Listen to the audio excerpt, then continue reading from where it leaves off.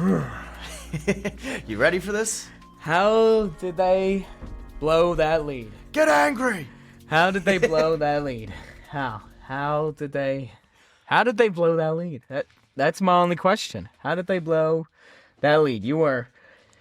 I mean, I can answer it. It's going to be a long answer, but I can answer it. You were in full command of that football game after the first 3 drives were fantastic. 21 points, 12 first downs, 192 yards. After 0 points, only 7 first downs and 107 yards. Mm-hmm. What happened to this team? So that's what we're going to talk about. This historic Eagles collapse, which, I mean, Cowboys fans are treating it like it's their Super Bowl. So welcome, everyone, to this Thanksgiving episode of 215 Sports Podcast. And although we're probably not going to be sitting here saying that we've got much to be thankful for sports-wise on this show. Not much to be thankful for. Maybe thankful for food and the fact that Netflix might not crash when Stranger Things drops. But besides that, I mean, what is there to be thankful for after I sat down and, I was ready for this game after the first 3 drives. I was ready, this is the change of the offense. This is what's going to change the season around. This is a new look, really, with this Eagles team, and now looking back at the score. I mean, this just shows you that the defense, it can't win you every single game. Well, the funniest thing is that after the first 3 drives, I'm pretty sure everyone was sitting there with that same mindset of wow, the offense looks fantastic. They're finally getting long plays again. How many? They had the 30-yard shot to Devontae Smith. They had another one to A.J. Brown that went for 20. They were getting big plays, which is something that you haven't seen a lot of. That from one the grab offense. by Devontae Smith was absolutely fantastic. Yeah. Coming down with a 40-yard catch. Yeah, it was either 40 or 30. It was either 40 or 30 yards, but going toward the sideline, he catches that, and you're just sitting there thinking, wow, this is looking like the offense that we thought that we were going to get. This is looking like the offense, how they played in Super Bowl 59 against the Chiefs. And then I have no idea what happened. It completely just slowed to a standstill. I don't know if they scored the 21 points that the coaches were like, all right, we're good. Let's start doing lines of coke and start shooting confetti. We're celebrating. And I don't know if the players felt the same way because they looked like the same offense that was destined to be, and how that same offense, which the defense helped them win all those games. I mean, if the defense doesn't perform against the Packers and the Lions, I mean, we're looking at 3 straight losses here. Oh, yeah. And the division, and obviously the 1 seed would be gone, but even then the division would be in jeopardy. Well, yeah, if they were to lose those 3 games. I mean, luckily they didn't. So luckily they still have... We can thank the defense for that. They still have a 3-game lead. And the defense even held them... The defense still, did a good job. 24 points. Yeah, 24 points to the number 1 ranked offense in the NFL this year. When you think about that. Fantastic. 24 points. It's just a matter of fact that our offense couldn't do jack shit after the first 3 drives. What was this? A free trial where it's buy offense for free trial, and the free trial ran out, so now the offense is back to the free version? I mean, with the way that they looked on those first 3 drives to how they looked compared to the entire rest of the game, you could be forgiven for thinking that it was 2 different teams that were out there playing the same game. They just stopped moving the ball, and there's nothing that I can really there's not one thing that I can point to as a reason why. There's not. It's just a culmination of many things. How can this team not be able to chew clock properly? How are they so scared to hand it off to Saquon Barkley? I mean, it comes from the fact that all those pre-snap penalties, all those penalties on offense. Oh my God, the fucking penalties. The fact that you got, Dickerson's hobbling after the game. Juergens clearly isn't healthy. No, because the offensive linemen just put on all this freaking tape and shit, walking out there onto the field saying, I can play, when they're all taped up. They look like a mummy. Yeah. And then they're injured on the second snap of the game. I think we even said this last week. Would you consider sitting some of the offensive linemen just to get them healthy for the rest of the season? I'm pretty sure we talked about this last week, didn't we? Offensive linemen to get healthy if you have the reliable backups that you can trust. Yeah, I mean, Toth has done fine since being put in for Juergens. Let Juergens sit for 2 weeks. Let him get healthy.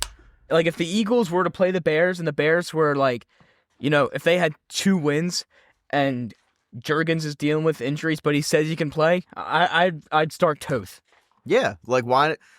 What do you really lose by the fact that Juergens isn't out there? You're not running the tush push. Have they run the tush push? They ran the tush push in the end zone. What, once? Yeah, that game. Once that game, because that was the touchdown to Hurts. And then nothing at that 3rd and 2. 3rd and 2. Most of the time, you would see tush push. They could have ran back to back. They could have ran the tush push twice there. And they could have handed the ball to Saquon Barkley for, even if he only got 1 yard, you still tush push. Boom, you can tush push for 4th down. Instead, I mean, they decided to pass, and then Hurts takes the sack, and then look at that, they have to punt, and then that's how they lost the game. Yeah, I mean, Hurts can't take a sack. You in cannot that situation. take a sack there you on 3rd and 2, man. At least scramble out of the pocket and throw the ball away so you don't get a penalty. This is part of the list that I've created to who to blame. And now, my first option is going to be Kevin Patullo. And I don't know if Nick Sirianni was a part of this with the play calling or if he was... He's definitely a part of the conservative nature of this offense. So both of them. Yeah, I mean, it's on both of them, 100%. What did Cowboys fans throw bowling balls at them at halftime, which knocked them out and caused them to, go cuckoo for Cocoa Puffs again and start playing all this conservative? Because any other offensive coordinator is not calling a pass on 3rd and 2 with one of the best damn running backs you've seen in the league. Not calling a pass on 3rd and 2, and it doesn't make any sense. If that's Kellen Moore at offensive coordinator, Saquon Barkley's getting that football. Well, I mean, Saquon had what, 10 carries for 22 yards? 10 carries for 22 yards and a fumble. He's also on my blame list. 2.2 yards per carry, that's horrible, especially against a defensive front that it has been revamped for the Cowboys, so it's not the same with Quinnen front. Williams, yes, but I mean... The fact that they can't... You should still get more than 22 freaking yards. You should. Yes, you should. And I can't believe that they are in a situation where they can't trust Saquon Barkley like that. I mean, it's absolutely ridiculous. And also, you have Tank Bigsby come in to run one play. He gets 9 yards, and then he doesn't get another rushing attempt. He doesn't run a single game for the rest of the game. Like, what were you thinking? Like, why? I just don't understand some of the decision-making that goes on with this coaching staff, especially when you see them do things that work and then they just stop doing them. It's like, oh, here's A.J. Brown for 8 receptions, 110 yards, and a touchdown. All right, so next game we're going to target Jahan Dotson 12 times. Yeah, that's the mindset that these coaches have right now. They make these decisions that make you scratch your head. I mean, some of it is on the players not executing and making dumb mistakes as well. It's not solely on the coaching staff, but when, as you said, it's 3rd and 2 and you're not handing the ball off to Saquon Barkley, or tush pushing twice. The thing that got to me was the second half, they had 10 plays that were start of drives in the second half, correct? Or the start of first down. They had 10 first down plays in the second half. 7 of the 10, they ran the ball. Where in the first half, they had passed on almost every single first down except for one. Which was, I'm like, okay, all right, you're starting to pass the ball, but like... If it's working, why did you stop? Why did you stop throwing the ball on first down when it was clearly working? I don't know if it was like an idea to chew clock, but like this, it wasn't working. I mean, you can still chew clock by throwing the ball. You just need to make a completion. And then that's all you need to do. Another thing I have on my list here is the lack of discipline.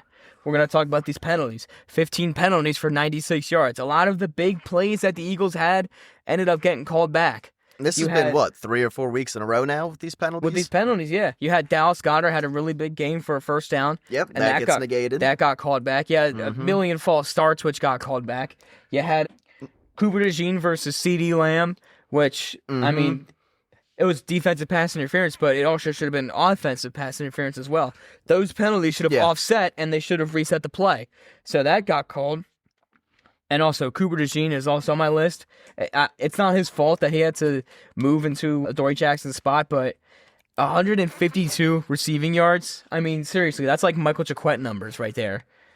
Well, he got moved outside, and then he got moved to safety. He had to get moved to all these positions and because then they everyone moved was him back getting to injured. outside. Blankenship, Jackson, Makuba, who's now going to be out for the rest of the fucking season. Well, probably. I don't know. Has he officially been ruled out for the rest of the season yet, or is it still technically up in the air? It's still up in the air, but you still got to remember that he's got to deal with surgery that's, I believe it's a 4 to 6 week recovery. Yeah, which is the same as Lane Johnson. You would expect if you do see him, it'll be last week of the season, unless that game doesn't mean anything. Unless that game doesn't mean anything. It'll be but first week if of the postseason. If he wants to get like a couple of snaps and just to get back to playing, because if they have to play a wild card game, it's like, all right, I just want to get my footing down before we play another game. Yeah, because they could 100% fall out of the bye category. They could fall out of the second seed. And end up with the way that this game against the Chicago Bears could definitely make or break the 1 seed, especially because the Rams keep winning. If the Eagles lose this game, they're out of the 2 seed, so they're out of a bye because the first two seeds it's the first bye, one, right? Or it's just the one. Yeah, it's just the one, so they'll be out of the 1 seed. Yeah, if they lose this game to the Bears, then they'll probably be playing Wild Card Weekend, and that's not the worst thing in the world. Wild Card Obviously, Weekend you would is like fine. to get the rest. You want to get the bye. I mean, they won the Super Bowl while playing in Wild Card Weekend. But you do want to see them be able to take the reins and control the rest of the NFC, which it doesn't really seem like they have the capability of doing right now. The Rams have every capability of doing that. The Rams have shown time and time again that they're capable of beating good teams just like the Eagles are. So it's not like the Rams are just going to sit there and rest on their laurels or anything like that. They're going to continue going the entire rest of the year. And one thing that I noticed by watching the Sunday night game that the Rams did play against the Buccaneers, they went up early, but they never went conservative after they went up big. And that's the difference between the Eagles and the Rams in the philosophy of how the teams are run. The Eagles, they get a lead, especially if it's a 3-touchdown lead. All of a sudden, instead of them trying to win the game, they play to not lose anymore. And that is the true philosophical problem. That is the problem, yes. The Rams, did you see them let up the gas at all once they jumped out to that 21-point lead? No, they kept pounding on. They continued going, and then once the second half started, they ended up getting the fumble, which they ended up scoring a touchdown just a couple plays on, and then after that, they ended up blowing the lead. But it's not like they just, put all their backups in and was like, exactly. all right, this game's over. Like, no, they still tried for the rest of the game, and even so, like, they were able to drive all the way down to the field and get into field goal range, and it's just tough luck that Jordan Davis was able to get his hand up there and block that kick. Yeah. I mean, if the kicker, Cardi, drills that kick, that's a Rams win right there. Exactly. And that is the thing that bugs me the most with this team is they get a big lead or they get a lead. It doesn't even have to be a big lead. As long as it's a 10-point lead, all of a sudden it's like the entirety of the playbook shifts to now instead of trying to score points, we're just going to try to eat clock. And that can't be the way that you're going. That can't be the way you're going. 3/4 of football. Yeah, exactly. Like 3/4 of football, the other team could easily just. There's so much time that's still left in the game. You can't worry about eating time off the clock. It's not like you jumped out to a 3-score lead with 2 minutes left in the fourth quarter. Like, all right, yeah, now we can just get the first down and take a knee. There was 8 minutes and 30 seconds still left in the first half. In the first half, and you're just sitting out there like, all right, we can just wrap ourselves in bubble wrap and continue playing on. Like, yeah, it's absolutely ridiculous. Like, Could you imagine if we saw the same thing from the Phillies? If like the Phillies got like a 7-run lead, and then it was like the 4th inning, and they were like, "All right, let's just call it quits here, guys." Yeah, like what if Zach Wheeler was throwing a perfect game, and it's like, all right, we'll just throw in Taijuan Walker and pitcher, you know? We would all sit here and be like, "What the hell are you doing? What the hell are you doing?" And we definitely need to be having the same reaction here. And I understand Nick Sirianni's a Super Bowl winning head coach. Jalen Hurts is a Super Bowl MVP. We should give them benefits of the doubt when they deserve it and when they have earned it. And they have earned it, but at this point, we're week 13 now into the season, and the problems we've been complaining about since week goddamn 2 are still the same problem. Freaking problem. And that is the huge issue here. And the fans have been complaining about it. The media's been complaining about it. The radio stations. Yeah. Everyone's been complaining about it. And the players on the team have been complaining about it. Yet they still can't fix the damn problem. Like, so when you have all of these team sources that are remaining anonymous, of course, because no one wants to step on anyone's toes, especially while the season's going on. It really just makes everyone, especially on the offensive side of the ball where all these problems are happening. Is it just me, or when you hear them talk, they all seem like they're watching what they say very carefully? Almost like they're walking on eggshells. They are. Because they're like, I don't want to potentially upset this person. I don't want to upset my coach. Jordan Mailata went on the radio and was like, Mailata went on the radio and was like, "Oh yeah, I respect Kevin Patullo. He's a great man, blah, blah, blah." And I'm like, obviously he has to respect him on the radio. Imagine if he dog shits his offensive coordinator on the media. It gets everywhere. And now look at that. They're going to... Here's the one thing that I will say to back him for a game. Patullo. All of the stuff that the players have said, Kevin Patullo is not mentioned in any of them. You don't hear them talk about, oh, well, you know, KP's got to do this or KP's got to do that. When you hear the voices within the locker room start to voice their frustration is predominantly with the quarterback. I haven't heard anyone sit there and say, oh, our offense, you know, is stale because of the play calling, or our offense isn't moving the ball because, you know, we're not getting ourselves prepared enough during the week. I think they'll dog the play calling just because if they say something bad, that could potentially get them, like, you know, dropped or something. Like, imagine if Mailata on the radio said something bad about Patullo, and now look at that. That might be disrespectful, and obviously the coach has more power than the player. Sirianni can be like... Patullo doesn't have the power to really sit players. Yeah, but if Sirianni has the power to do that, and Sirianni's like, you disrespect our coordinator, I'm fucking nuts. I'm not playing you for this game. I mean, I do see what you're saying, but Sirianni's not stupid enough to make that decision. If Jordan Mailata is going to come out and say, you know, something about Kevin Patullo, Nick Sirianni's not going to be like, oh, all right, well, I'm just going to throw in Matt Pryor now as left tackle, and I won't get vilified the entire next game because of it. Like, he might be a doofus sometimes, but he's not stupid, you know? Like, he will, like, I think that he knows, like, all right, if they were to come out and start saying things about Kevin Patullo, like if Barkley were to say something about Kevin Patullo, you think Sirianni's going to bench Barkley for? No, that would be career suicide for Nick Sirianni.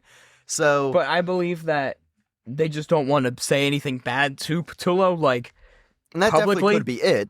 But who knows what goes on when the players' lives are home? What if we go to Saquon Barkley's house with no cameras and ask him, like, how do you think about Kevin Patullo? And he says, like, oh, Kevin Patullo fucking sucks, worse than Dave Dombrowski when he says run it back. Like, I do see what you're saying, but I just feel like with the amount of frustration for how long this has been going on for the entire season, at this point, if there was a problem with KP that players had, we would have heard about it. Because we hear about the problems with Jalen Hurts. We hear about the problems with A.J. Brown. We hear about the problems with Saquon Barkley. And then the problems with A.J. Brown. I mean, look at that. That got resolved. StatPad Brown got 8 receptions, 110 yards, and a touchdown. Isn't it kind of telling that you hear all these negative stuff about the players talking about other players, but you don't hear negative stuff about Kevin Patullo? it's all on the players. Right. But if the Eagles were 3-8, you feel like it would be more on the coaching and not the players. Just because the Eagles are Potentially, yeah. just because the Eagles are 8-3 probably gives the coach a little more breathing room as into like Definitely gives them more grace. yes, Yeah. because look at the Giants. They're 2-10. They're out of the playoffs already. Yeah. And they just fired Dable and their defensive coordinator Bowen. If the Giants were 10-2 and giving up, 35 points a game, but winning 45-35, I don't think there would be shade towards Shane Bowen. I think it would be on the defense. Yeah, and you're probably right in that regard.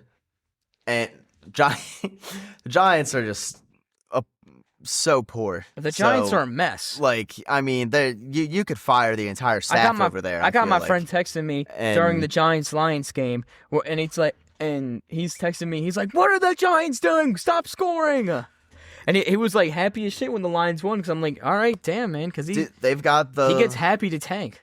They have the same problem that the Sixers have in the third quarter, except for the Giants, it's the fourth quarter. They completely collapse in the fourth quarter. But he wants them to keep losing because there's no draft lottery. Well, and so yeah, he wants that high pick. And I mean, with the fact that Dart has been on, through so many concussion protocols already. Protocol. They don't have Scadabo's not going to be back until next year. Neighbors isn't going to be back until next year. You're rather off just at this point, season. If you're a Giants fan, you don't want to see them win any more games. You'd rather them start like Russell Wilson. Right. Like, you'd rather see them continue to lose and get a top 3 pick. I mean, it didn't work for them last year because Abdul Carter has been kind of shitty. Terrible. I mean, he leads the team in pressures, but that's about it. He also leads the team in missed meetings, and he leads the team in amount of games suspended. He's an Eagles fan, so he's purposely faking his meetings to go become a superstar on the Eagles. Which I just think is hilarious. Like, come on, man. You're a 3rd overall pick, and you're not going to meetings? Like, you're not... That doesn't usually happen. Yeah, that's really bad. That is something is either with the coaching over there, or there's just a lack of any accountability within that organization, because... If your 3rd overall pick ain't showing up to meetings, who the hell else is going to come, dude? That is really bad, man. Who the fuck else is going to come to your meeting? If your number 3 overall pick is like, nah, I got better shit to do with my time than go and fucking watch film with you losers. Like, that doesn't send a good message to the rest of the team. So bad, man. All right, that was a little off topic, but now I want to talk about the penalties, and then we can then we can get into 2 more of the people I have on the list to blame. Because these penalties, dude, were... Here we go. Almost 100 yards in penalties. You're not going to win... 96 yards of penalties. That's a football field, You're not going to win like 90% of games if you're getting 100 yards in penalties. I'll start with the offensive penalties. False start on Fred Johnson. Holding on Tyler Steen. False start on Cam Jurgens. Illegal formation, the entire offense. So that's what? Already 3 first and 15s? Yeah. Like, you're not going to... That's 3 first and 15s. You're not going to get a first down. OPI on Devontae Smith. False start on A.J. Brown. Illegal use of hands of Fred Johnson. Yeah, that's all the offensive penalties. Now here's the defensive penalties. Illegal contact on the Kobe Dean. Illegal motion for Sidney Brown. Cameron Latu for running into the kicker. Illegal block. Although I thought that was a bit bogus. That was. I thought that was a bit of a bogus penalty, and I don't really think that he should have been penalized. Not gonna lie, that was kind of a he was blocked into him. It was blocked. He was blocked into him. But that was also a makeup call because the Cowboys defender did actually get to braid a man's hand. And So that's a makeup call. Illegal block above the waist on Joshua Uche. Too many men on defense. DPI on Q. Passing DPI on Cooper DeJean. Pass interference. Guess who? Keely Ringo. And guess who gets the last penalty? Keely Ringo out of bounds. Oh yeah, never reestablished himself. Keely in Ringo the field of play. again, once again adding to his penalty total, like their freaking achievements in a video game.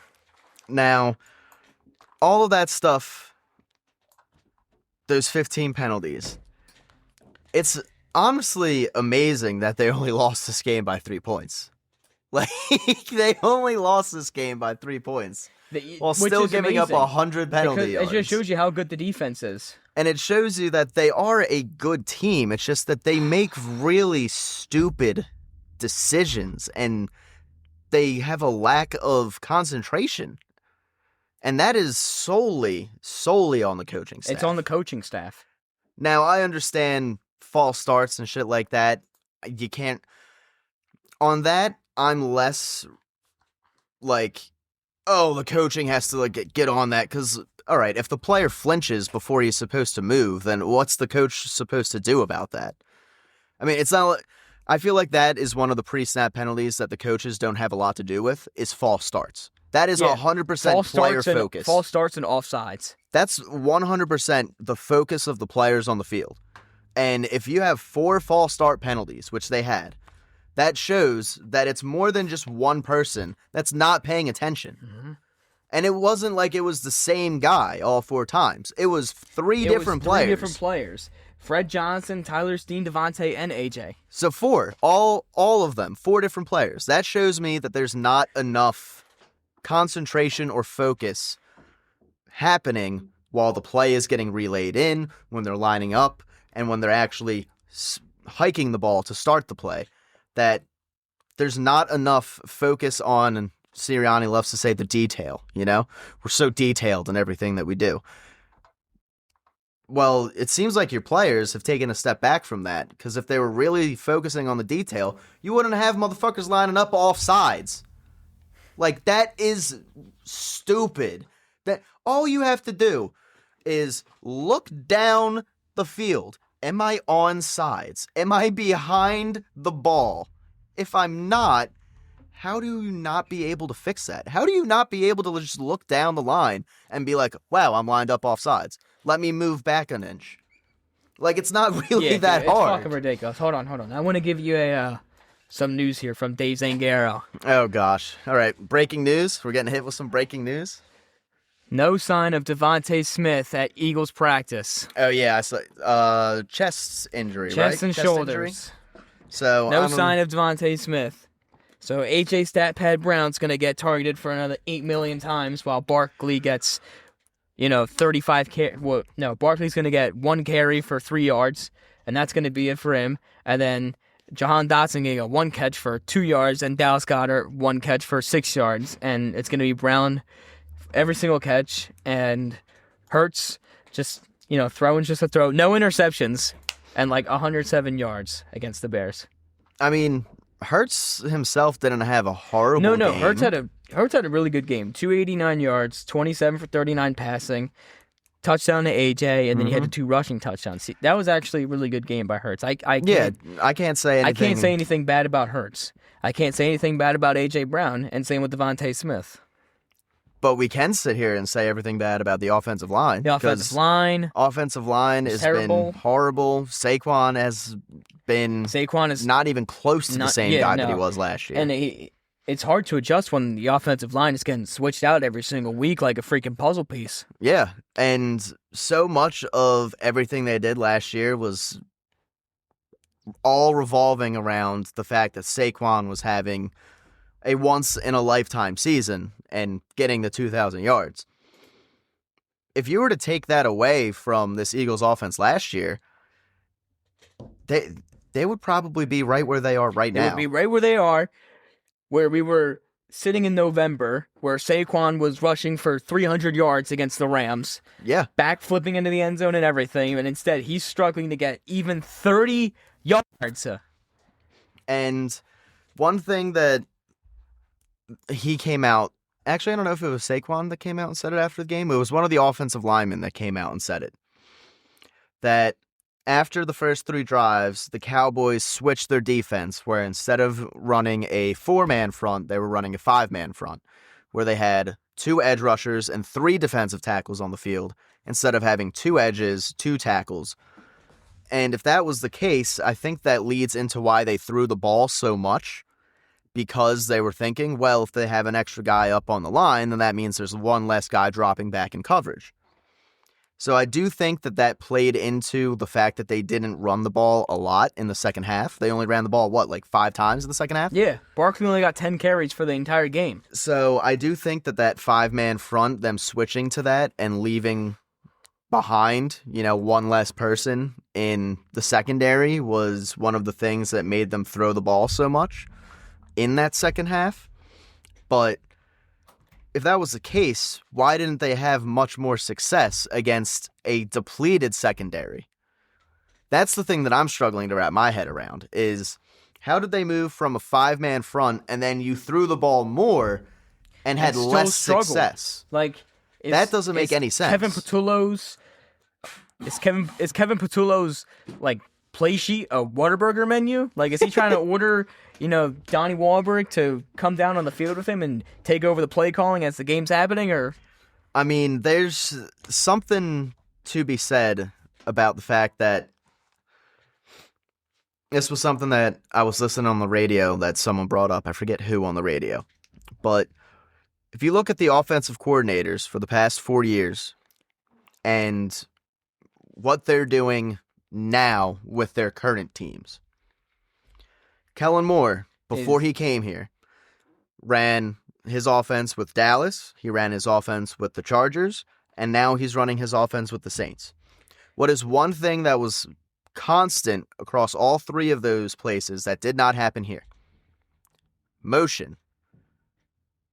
When there's no motion, there's no switching at all.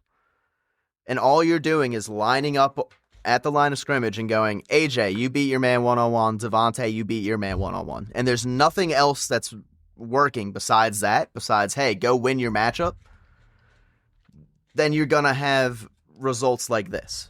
Now, I understand this isn't going to be Brian Johnson.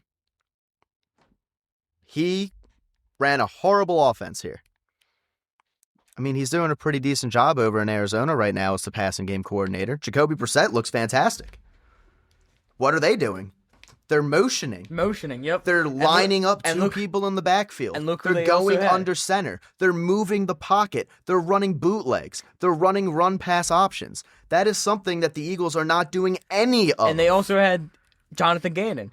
By the way, he was a defensive coordinator, but still. Yeah. And who was Shane Steichen? Steichen. What do they do up in Indianapolis? What has Daniel Jones been doing? He's been motioning and moving the pocket. Look how good they've been playing. Running bootlegs. Daniel Jones is having a resurgent season. Jonathan Taylor is an MVP candidate. Yeah.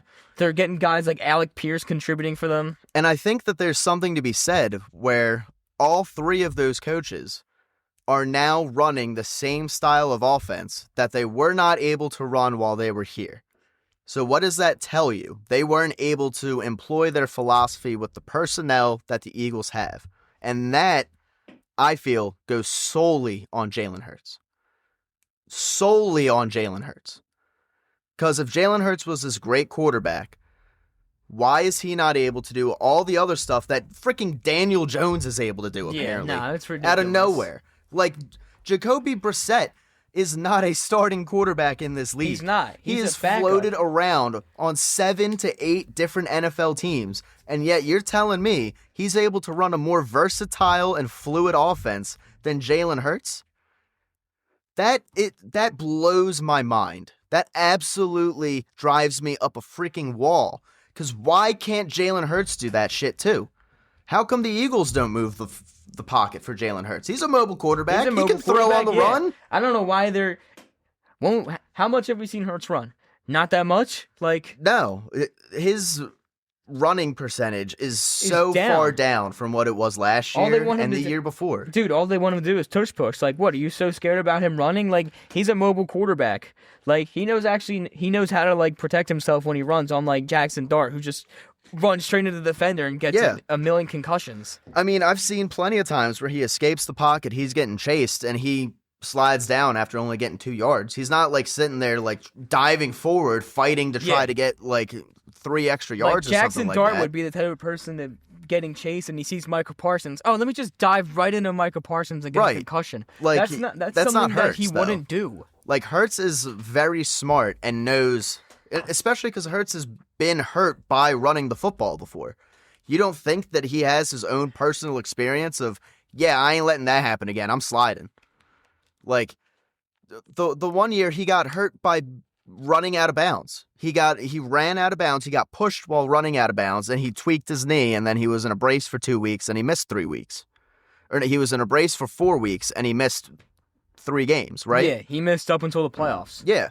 So he has his own experience of, wow, I don't want to go through that again. I don't want to miss another 3 games because I'm refusing to slide and I'm trying to get 1 more yard by running out of bounds. Hurts has shown you this year plenty of times he's willing to go down. I've seen him slide at the line of fucking scrimmage before while being chased. He did it against the Cowboys. He literally did. He was surrounded by 3 players. He didn't fight for extra yards. He just went down. The coaching and the play calling is not letting him make those plays that he used to do back when he first started in this league. And if you're going to limit him with his legs, it's going to limit him with his arm, because he's not the type of guy that's just going to sit there and throw a 25-mile-an-hour dart that can fit into this tight window. That's just not the type of arm that he has. It's not. He's more of a deep ball guy. Right, or a finesse type of thrower, where he's not going to sit there and throw darts at you, but he's good at lobbing over that first defender. You know, he's very good at getting over that initial linebacker to get in between. And yet it seems like he's very scared and tentative to make those types of throws this year. And I just don't understand why. It's not like the personnel around him has changed. It's because he's responding to the lack of risk-taking that this team wants to do as a organization, and not as him just being like, well, I need to make a play. And the fact that you're not allowing him to really showcase his full set of tools to the defense is making this offense one-dimensional. Making the offense, one-dimensional. It's making the defense be like, oh, they're just going to run the same play over and over again. Now we can get used to that. Now the offense is going to be easier to stop. I mean, we've said it all year. When they have 8 guys that are down in the box, you can't just be in shotgun and hand it off to Saquon Barkley and expect him to rip off 60-yard plays like he did last year, because that's not going to happen. They now have brought an extra guy into the box to prevent that from happening. All of that could be negated if there's still the threat that Jalen can tuck and run off the edge for 20 yards. Now, all of a sudden, it's not like all those 8 guys are keyed in on Saquon. 6 of them are. The other 2 have to account for Hurts. And that makes a huge difference when finding holes, creating holes, setting up running lanes. It's a lot easier to plug running lanes when there's no threat of the quarterback bouncing it outside the tackles. It's just a lot easier because there's only so many gaps that you have to cover within the span of the tackles. You have the actual gaps that the tackles and the guards and the center fill, and then you have the A, B, and C gap. Guess what? That's 8. 5 plus 3 makes 8. So if you have all 8 guys collapsing and no one's setting the edge, then that means Jalen Hurts is wide open. As long as he can beat that guy around the edge, that last guy, he should have wide open grass ahead of him. And we have not seen almost virtually any Jalen tuck and run to the outside of the tackles when, you think Saquon's going to get the ball. How many times has he went to go hand the ball off to Saquon and actually kept it for himself this year? Because I don't notice him do it a lot. I don't notice it. I barely notice it at all. It rarely happens. And that's not the case that it was last year or even 2 years ago. In 2023, the problem wasn't really the offense. The problem was the defense. And what were they able to do in 2023 without Saquon Barkley? They had DeAndre Swift, and he ran for 1,500 fucking yards. Is DeAndre Swift really the type of back that you can sit there with the Chicago Bears and expect him to run 1,500 yards? He only had that because Jalen Hurts was a threat to run as well. When he's no longer a threat to run, then it negates probably 300 to 400 yards of total offense that a running back can accumulate. And that's why we're seeing the decline from both of them rushing. Yeah, and it's if we can sit here and analyze that and pick that out, why can't the coaches? And the coaches can't. And I mean, it's kind of bad when Hurts is the leading rusher over your all-pro offensive player of the year running back. Not only that, probably the most... He was the biggest X factor in the entire league last year, was Saquon Barkley. Forget offensive player of the year, forget any of that stuff. when you were coming into a game last year, you sat there and you went, how do we stop Saquon Barkley? And that was the whole focus of every team last year. And the Chiefs did it in the Super Bowl. They were able to stop Saquon Barkley, but what were they not able to stop? The passing game. Exactly. And now when you look at it, it's just like, how do we stop this offense? Oh, we don't have to. We can just wait for them to, all you have to do is bottle up Saquon now at this point. If you bottle up Saquon, they have no other alternative. All we can do is just bottle up Saquon or bottle up Dallas Goedert, and then, the offense has question marks on the top of their head. Yeah, they need to realize that they are not the same offense from last year. This offensive line is not the same as last year. The fact that we can analyze the offense better than the actual coaches is pretty ridiculous. I mean, with the way that we're sitting here talking, you could put us on the freaking coaching staff, and I have at least some amount of faith that you would see a smidgen of improvement. I mean, the things that we're talking is not like we're throwing out these like really out of like left field theories. It's not like we're telling her just throw the deep ball every single time. Like run 4 verticals like it's Madden. Yeah, like it's not a video game where Saquon had video game numbers last year. 100% he did. He had Madden type numbers. Video game numbers enough to get him on the cover of Madden. Now he's got the freaking Madden curse. It's not really his fault. I mean, I think it's deep enough into the season at this point where you can put some of the blame on Saquon. You can put some of the blame on Saquon, but like what you just said, they're going to bottle him up more because Hurts is not showing his threat as being mobile as he used to be. And I believe that's purely a coaching thing. I believe that's the coaching staff. What, are they scared? Putting locks on Jalen Hurts. Are they scared because he injured himself? Week 16 or week 15 of last year, even though they still won the Super Bowl, and he's like, oh, we're so scared. I think what it is... Fuck? Now, I don't think that this isn't solely what it is, but I think this might have something to do with it. With how Jalen Hurts has played so far this year, if he were to get hurt and go down, let's say he misses 2 to 3 weeks, Tanner McKee comes in, and this offense looks incredible under Tanner McKee. Now what do? Because you can't just sit Jalen Hurts back on the bench when he's healthy. He's making, $30 million a year? Yeah, more than that. You can't, and he's making 30 plus million for the next, 4 or 5 seasons? Because he's under contract here long term. They're in the same type of predicament that they were in when Carson Wentz got hurt. Jalen Hurts came in to fill in. All of a sudden, wow, Jalen Hurts has this offense going. We now need to let go of Carson Wentz. Mm-hmm. Them letting go of Carson Wentz, that gave them, a $28 million cap hit?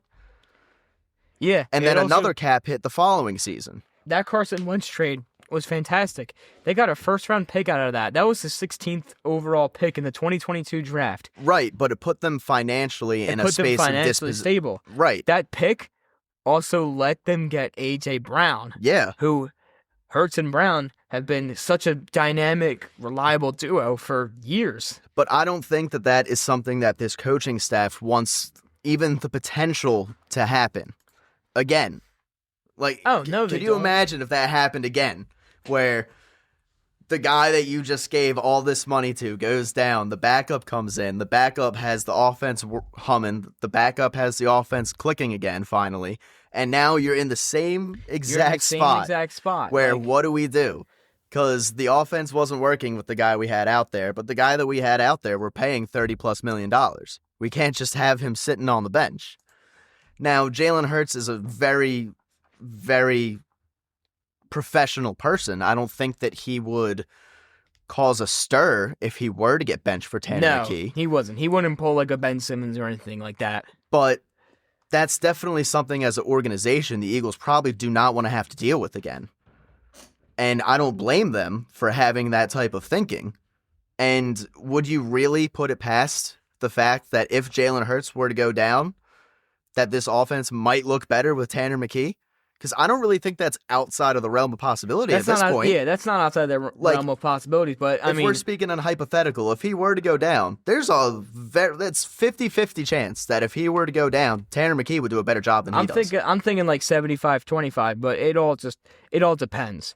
I mean, if you're I would need to see Tanner McKee be playing like a very good defense, Yeah. a defense that does not give up that much points, and I would also need to see it could also be on the play calling again. What if they tell Tanner McKee to do the same plays as Jalen Hurts does? What if Tanner McKee doesn't target A.J. Brown? He complains that he's not getting enough stat pad. Well, yeah, I do see what you're saying there. But one thing that Tanner McKee has shown when he has come into games is number one, he doesn't shy away from the moment that has been given to him. He seems to always perform whenever he gets put in. Yeah, Tanner McKee played essentially very good against the Giants. Granted, it was the Giants in the last week of the season, but it was good enough for him to earn the backup spot on this team. Yeah, and he played very well during the preseason. He played very well during the preseason last year. He played well filling in for Jalen Hurts when Jalen Hurts went down. If Jalen Hurts were to go down, then you might hear even more problems in that locker room. You probably will. Because imagine. Especially if they have a good record, too. The coaches aren't going to He goes down. One sniff of blame. He goes down. Tanner McKee comes in, throwing the ball all over the field. Now, all of a sudden, all the wide receivers, their allegiance is now to Tanner McKee. And it's no longer Jalen Hurts. Once you have that fragment within the actual locker room where your players are sitting there and going, oh, well, I'm going to back Jalen Hurts. Oh, well, I think the offense is better with Tanner McKee, so I'm going to back him. When you have them picking sides on who is the guy for the job, that's when this team is going to go down the toilet. That's when the bottom's going to fall out. That's when 2023 happens. Yep. And nobody wants that to happen. Yeah, exactly. No one wants that. So as much as the conservativeness is to do with the whole let's not turn the ball over and all of that, and Sirianni philosophically just believes that as long as you don't turn the ball over, that you will have a decent chance to win every single game that you're in. And he might be right, but I also think that they're doing this conservative style to almost protect Jalen in a non-playing way, to protect Jalen in a security for his job. If they want to play, they're going to play so conservatively against the Bears. Nick Sirianni and Patillo might as well just dress up like monks and walk out on the field and be like, oh, Jalen Hurts, please don't get sacked. Because think about it. If McKee was out there, would they be playing conservatively? Probably not, because it's the backup quarterback. They'd be like, yo, go out there, let it rip. We need you to do you in order for us to win, because you're the backup. They have both. They both have different play styles. I don't think Tanner McKee is as mobile as Jalen Hurts is. No, and he definitely has a better arm than Jalen Hurts does, or at least a stronger throwing arm, where his ball's got more zip on it. A stronger throwing arm. He might not have that deep ball capability. Right. He might. He might not. I have no idea. I've never seen it. But one thing that I have seen is he's definitely able to zip the ball over the middle of the field in a way that Jalen Hurts is not. I mean, we saw during the Giants game last year, how many times did he zip the ball over the middle of the field to Dallas Goedert He or Grant definitely has Calcaterra? like a good zip. I'll give him that. Yeah, he's got good life on his ball. They both have different attributes. Yeah. Hurts has the deep ball, and he has the ability to take off, while McKee has the quick throws. Yeah, and the ability to quickly diagnose what the play is and make a decision within about 2.5 to 3 seconds, where that helps any quarterback. If you're able to sit there and make a decision that quickly on where you're going with the football, decisiveness is 90% of being a quarterback in this league.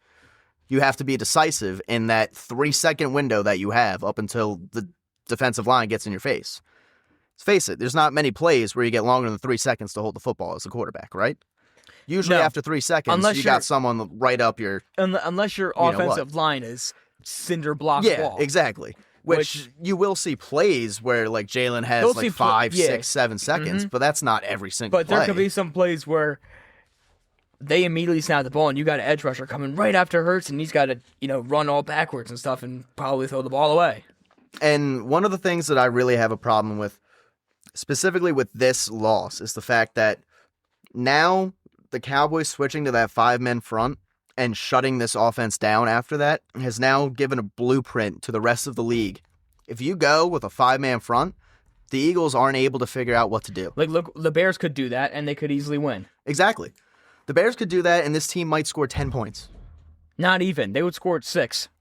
So if you're just now, every single team in the league now has 7 weeks or 6 weeks to sit there, watch that Cowboys game and go, if we just go with a 5-man front, we have a good chance of beating this team, no matter who is playing on the offense. Because the offensive line, number one, is not healthy enough to win all 5 one-on-one matchups against the defensive line. They're just not healthy enough to do it. If they were healthy, you would see them run the tush push more than they have. You would, and they only really run the tush push when it's 4th and 1, Right? or it's 1st and goal at the 1, when they could have done 2 tush pushes and gotten that first down. And there's a huge difference that I think that this really highlights the difference in the offensive line. This stat that I'm about to give you right here. Last year, the success rate of the tush push was over 90%. It was close to 92%. This year, it's at 75. That's a huge difference. It's a huge difference. That is a huge difference. And they're starting to notice the penalties more. Yeah. Which is also a factor because everyone jumps offside. It's like they get jump scared. What are we playing? 5 Nights at Freddy's, and they get jump scared. Oh! And now there's a flag. Well, the tush push is all about who is able to get that first movement. It's all about who gets that movement first. The defensive line starts to get that movement before the ball is snapped, and they're going that way. It's going to be a lot harder for you to... The offensive line is just stronger to push the quarterback into the end zone. Right. Like, it's going to be a lot harder for you as offensive linemen to push someone that's already got their force moving toward you than it is for someone that's sitting there waiting for the ball to be snapped. Now, one of the things that I've also noticed that I don't know if we've pointed out in the past couple of weeks, they haven't been doing a very good job at getting the play in from the huddle with a lot of time to spare. Tell me if you noticed last week. Did you feel like you noticed them get down to the last 5 seconds a lot in the play clock before they snap the ball? They snapped the ball with like 1 seconds left on the play clock. And it's not like Hurts is sitting there analyzing the defense for 20 seconds before he does it. Hike the football. Hike. Let's go. Hike. That's showing me that they're having trouble getting issues the on the call line. in. No, they're having trouble getting the play set in the huddle. Where if you're sitting there and you're taking 20 out of the 45 seconds just to get the goddamn play in, it's going to take you another 10 seconds to line up. Now, all of a sudden, Jalen Hurts only has 15 seconds to analyze what the hell he's seeing out of the defense. He has to look at, 15 seconds is nothing compared to 30 or 35. And honestly, if you have 15 seconds, that's not enough time for you to sit there and motion some guy across the offensive line and move someone from the backfield out to, the outside to line up as a wide receiver. You don't have the time to do that. Because if not, the play clock's going to run down. Exactly. You're going to get a delay of game. Or you're going to be forced to burn a timeout. And we're not burning timeouts in the third quarter when it's a close game. Exactly.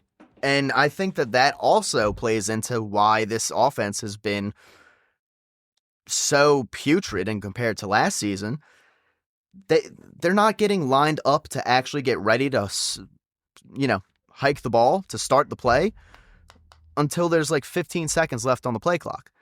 And I don't know about you, I know sure as hell, if I'm a quarterback, especially one that's only 5'10", and I'm trying to see everything on the field, 15 seconds ain't a lot of time for me to analyze what the hell's going on. I'm not 6'8", I can't see the whole defense. Exactly. There's some players that are taller than me.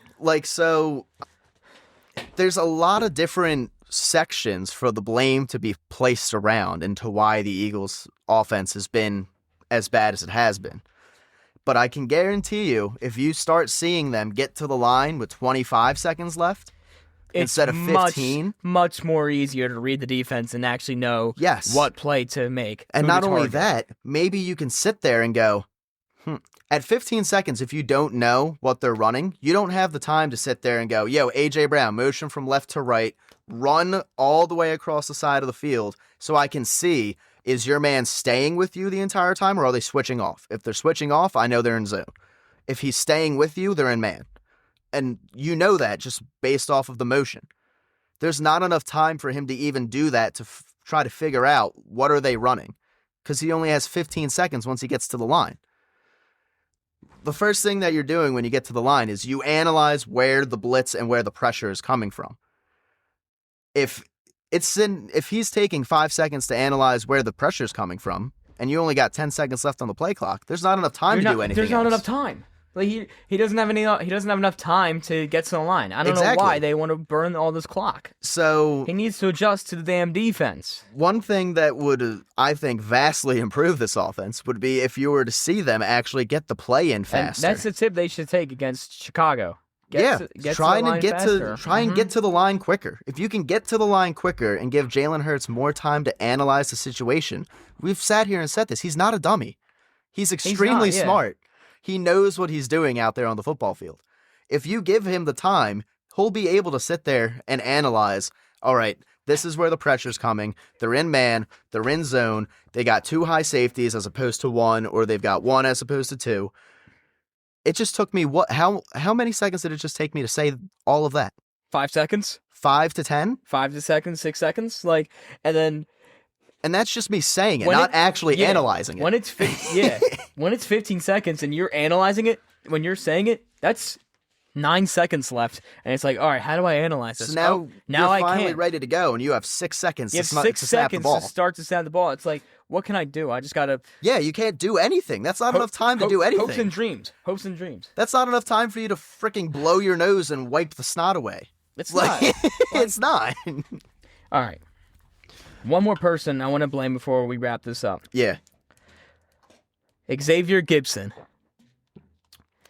Taking a punt at the 10-yard line. I don't know why he's still on this team. What? Walking backwards.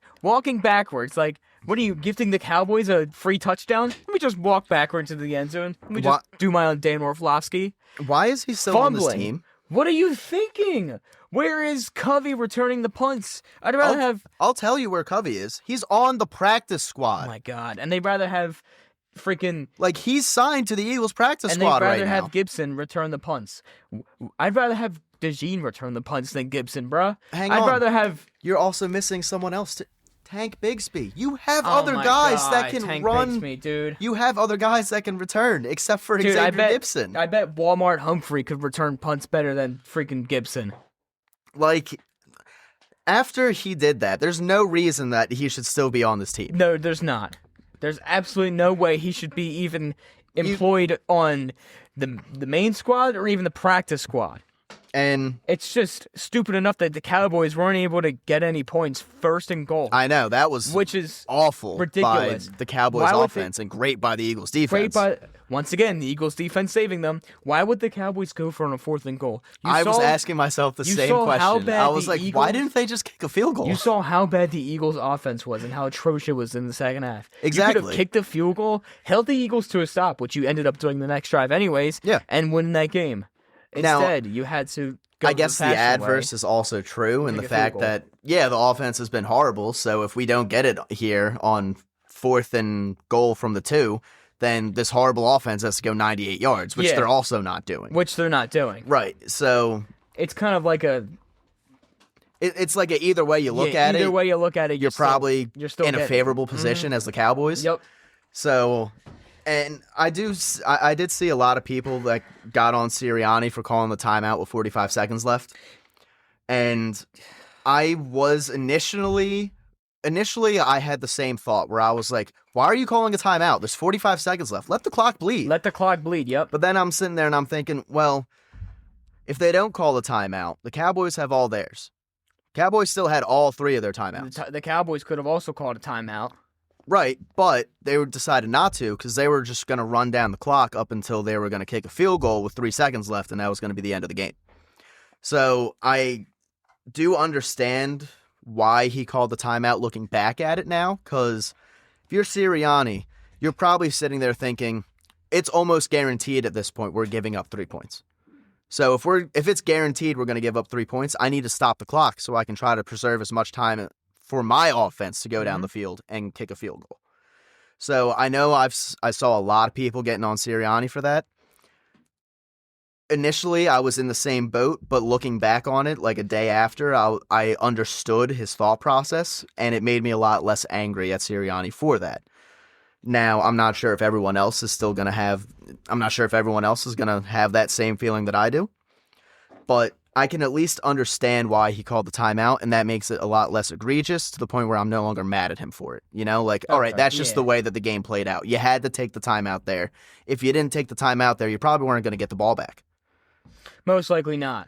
I mean, they got the ball back and they weren't able to do anything. They weren't able to do anything. But you weren't, like, if you didn't call that timeout there, you probably weren't going to get the ball back, period. So yeah, pretty much. I kind of agree with you on that. But, yeah. All right. Bears on Black Friday. I mean, you're better off shopping. You're better off fucking shopping, man. It's going to be 35-0 at halftime if they play like this. One thing that I can say is that the Bears are definitely a fluky 9-2 team. They're definitely a fluky 8-3 team.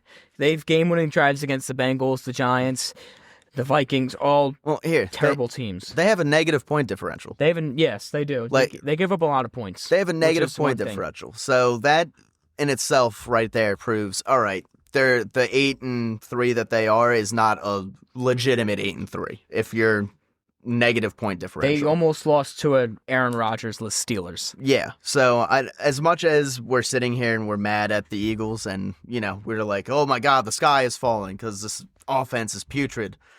It's not like the Bears have a good defense, The Bears' defense is probably a lot worse than what the Cowboys' defense is right now.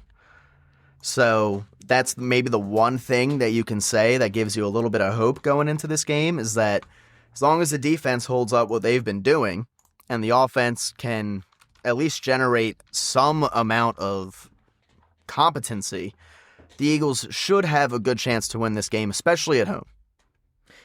Yeah, they should, but if they're going to put up the performance that they put up last week, if they put up the performance that they put up in the second half, they're not going to win a single game the entire rest of the year. That's just plain and simple. But they're gonna go in with a new type of mojo. That's like, all right, we cannot do the same thing that just happened last week. We need to focus up, get this offense on track, get the defense. The defense, no. Why am I saying anything about the defense? The defense is fine. Yeah. We need to get the offense on track and actually have a complete offense for 4 quarters of football.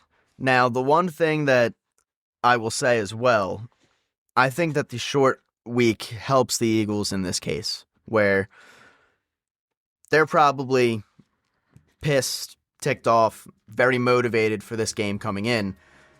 It's probably better for them that they have the short week to keep up that intensity than to wait all the way up until Sunday and you have some of that intensity drop a little bit just because you're not as juiced because you're a full week removed from the situation as opposed to 4 days removed or 5 days removed. So I do think that them playing on the short week is beneficial to them in this standpoint. But it's also not beneficial in the same fact that you saw a lot of guys go down with injury last week, and now you're playing on a short week. Devontae, Jurgen, Stigerson, it's like... I think it does good for the mentality of this team, but not for the physicality of this team. If you want... This game will come down on the first 3 drives like it did last week, and if they want to play like a competent offense and they want to continue that performance throughout the entire game, yes, they will win. If they want to have a stinker and, be shit because the offense has been shit, then they will lose this game. This game ultimately comes down to the offense. The Bears could hold them to 3 points and they could lose 3-0. If the offense plays like it did last week, they're not going to win. Say goodbye to a victory. Say goodbye to the 1 seed. And... I mean, if the offense plays the way that it did in the second half last week, I don't think they would even beat the freaking Saints. They wouldn't. Like, the offense needs to be significantly improved from what it was in that second half of last week's game. Yep. Has to be. And then you want to get to some of the other stuff? Or are you calling it here? Calling it here, Calling it here?